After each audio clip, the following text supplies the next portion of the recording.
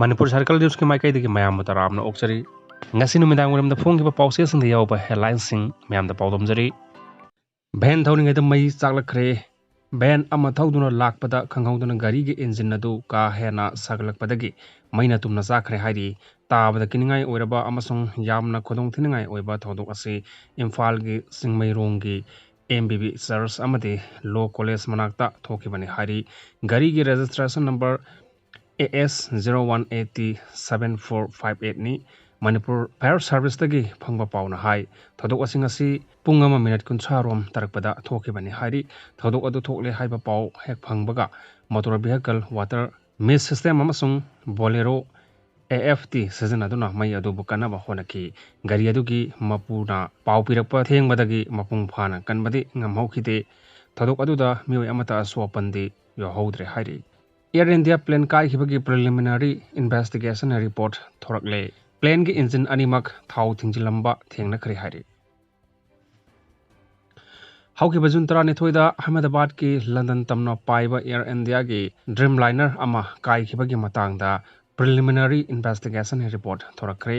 Aircraft Accident Investigation Bureau na thadoraki report hamagi matungina mioi sani nupuni thoi tongba plane adu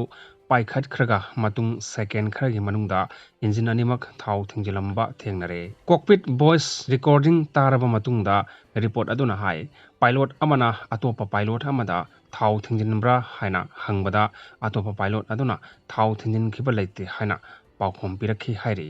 plane kaibagi thodok aduda mari lenana CCTV footage yenglaga kopna thejinbada plane aduda uchi kombana Tengjin khibagi khudam amata phangde adu moinamak plane adu airport lanthok tringaidagi hauno wangna paikhatpa ngamdabagi mawang ama mayak sengna CCTV gi footage da uba phangki black box haina su khangnaba enhanced airport flight record EAFR gi record hi yengbada engine animak run position da leramki adubu thau phangdabana maram oiraga engine animak mathau ningthina mathau tawba ngamlamde engine ama ningthina mathau tawba horokpagi khudam thengna tarabasu atopa engine adudi mathau toba ngamkhitabagi khudam thengnaki Air India gi flight adu paikhat khraba matungda second rani thoilerga airport manak nakna reiba BJ Medical College ki hostel da tasinduna Aircraft Accident Investigation Bureau gi report matung ina hojumaki oina di Air India gi plane adu da kanagumana mangjaunana amanga ta tho halambagi khudam amata phangma ngamdri thau thadok thajin tawriba fuel control suits singi matangda Federal Aviation Authority na kumjali singani trani panda advisory ama thoktuna kanglon ngakna sanhanduna lakhi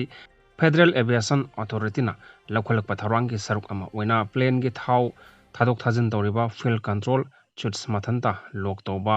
yahandanaba tharang masung lokhotki